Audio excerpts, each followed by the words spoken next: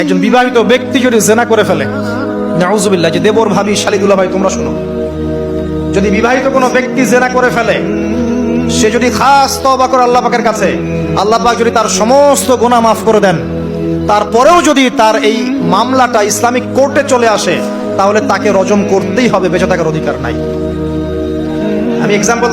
আমি দলিল দিচ্ছি, শোনেন। নবী সাল্লাল্লাহু আলাইহি ওয়াসাল্লামের একজন সাহাবী, মহিলা সাহাবী, তিনি পাপ করে ফেলেছেন। কি করেছেন? জেনা করে ফেলেছেন। বিবাহিত ব্যক্তি ছিলেন। নবীর কাছে এসে বলছেন, ইয়া রাসূলুল্লাহ তাহিরনি, আমাকে পবিত্র করুন, আমি অন্যায় করেছি। নবী সাল্লাল্লাহু আলাইহি ওয়াসাল্লাম বলছেন, মুখ ফিরিয়ে নিচ্ছে, একবার ডান দিকে মুখ ফিরাচ্ছেন, একবার বাম দিকে মুখ ফিরাচ্ছেন। নবী শুনতে যাচ্ছেন না, কারণ এটা কোর্টে চলে আসলেই বিপদ। নবীজি বলছেন, বাসায় যাও, বাসায় যাও, তওবা করো, আল্লাহর কাছে তওবা করো, আল্লাহ মাফ করে দিবে। বাসায় চলে যাও, বাসায় চলে যাও, তওবা করো, আল্লাহ মাফ করে দিবে। সে মহিলা বলছে, না ইয়া রাসূলুল্লাহ, আমি অনেক বড় অন্যায় করেছি, আমাকে পবিত্র করুন।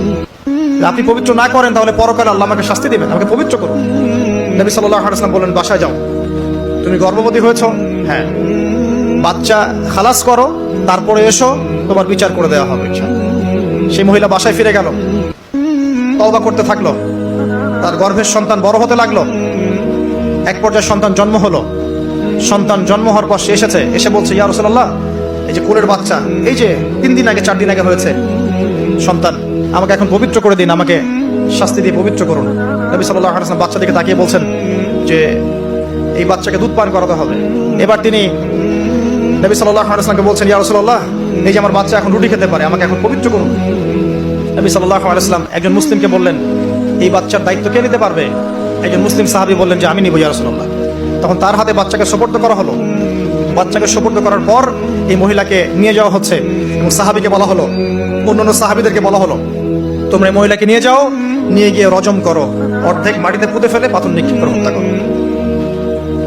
এবার সাহাবীরা এই কাজ করছেন। খালিদ বিন ওয়ালিদ রাদিয়াল্লাহু আনহু, বিখ্যাত বীর সাহাবী, তিনি তখন মুসলিম হয়েছেন এবং অনেক যুদ্ধের নেতৃত্ব দিচ্ছেন। তিনি একটা পাথর নিক্ষেপ করেছেন।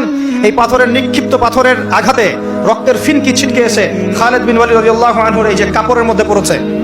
তখন খালিদ বিন ওয়ালিদ রাদিয়াল্লাহু আনহু তিনি বলছেন, ছি, আমার কাপড়ে একজন ব্যভিচারী নারী রক্ত পড়লো, এরকম একটা স্টেটমেন্ট তিনি করেছেন। তখন নবী সাল্লাল্লাহু আলাইহি ওয়াসাল্লাম রাগ করে বলেন, ইয়া খালিদ, তুমি থামো, তুমি জানো এই মহিলা অন্যায় করার পর এমন তওবা আল্লাহর কাছে করেছে, এত বেশি তওবা সে আল্লাহর কাছে করেছে, এত বেশি তওবা আল্লাহর কাছে করেছে বিগত এই সময়গুলোতে, এই তওবা যদি পুরো মদিনাবাসীর মধ্যে ভাগ করে দেওয়া হয় তবুও কম হবে। এবং সেই মহিলা এখন জান্নাতে আছে, জান্নাতে নদীতে সাঁতার কাটছে ইনশাআল্লাহ। আমি বুঝাতে পারলাম কিনা? এই মহিলাকে আল্লাহ পাক মাফ করে দিয়েছেন।